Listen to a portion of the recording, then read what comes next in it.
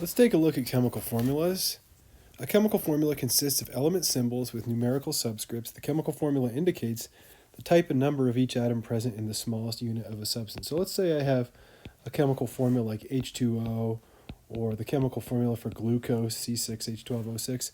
What the chemical formula tells us is that first we see the symbols for the elements, hydrogen, oxygen, and in the case of glucose we have carbon, hydrogen, and oxygen. And then the subscripts tell us how many of each atom we have. So for water, I have a subscript 2, so that tells me that I have 2 hydrogen atoms. There's no subscript after the 2. That indicates that there's 1 oxygen. And then in my glucose molecule, I have 6 carbons, 12 hydrogens, and 6 oxygens. So if I'm naming binary ionic compounds, all ionic compounds, for all of them, the name in the formula lists the cation first and the anion second. So an example would be sodium chloride. So sodium chloride is NaCl, and when I say that, sodium is the cation and chloride is the anion. So in a binary ionic compound, both the cation and the anion are monatomic, meaning that they're not polyatomic ions like carbonate or phosphate.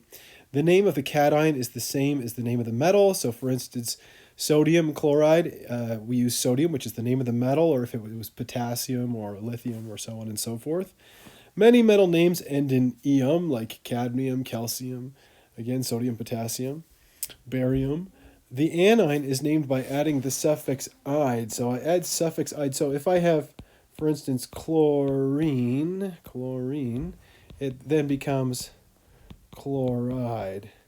So that's why I call this chloride.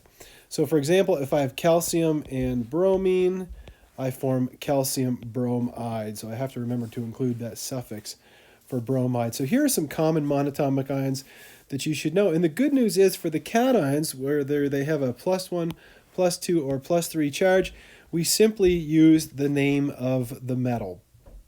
Or hydrogen is not a metal, but we just use the name of the element. So we have hydrogen, lithium, sodium, potassium, so on and so forth. With the anions, it's a little bit more interesting again, because with my anions, whether they have a -1, -2, or -3 charge, I have to use that suffix "ide." So you can see that we have here hydride, fluoride, chloride, bromide, iodide, oxide, and sulfide, and nitride. So you should be able to take the name of the element and add "ide" to it to name the anions. So the ones that are listed in bold are the most common, but you should be familiar with all of these. So some common monatomic ions of the elements. So you can see that the main group elements, it says for most main group elements, they form 1 monatomic ion with a couple of exceptions. Right here we have a couple of exceptions here, tin and lead.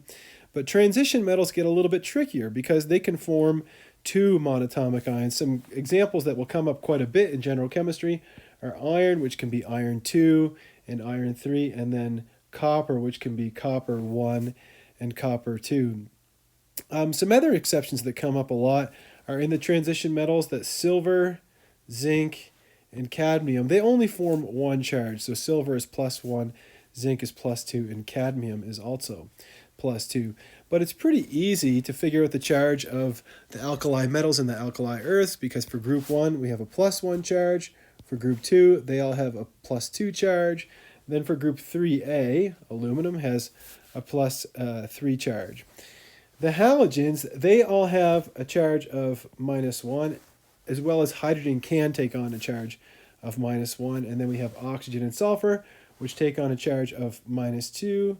And then nitrogen can take on a charge of -3. And of course, the reason it does this is because if it gains 1, 2, 3 electrons, it will have the same number of electrons as a noble gas. So let's take a look at some problems here. So naming binary ionic compounds. So it says here, name the ionic compound formed from each of the following pairs of elements. So we'll start with magnesium and nitrogen. And if you remember from the last slide, magnesium likes to take on a charge of 2+, and nitrogen likes to take on a charge of 3-. So how could I combine these in a way that they would balance each other out in terms of charge?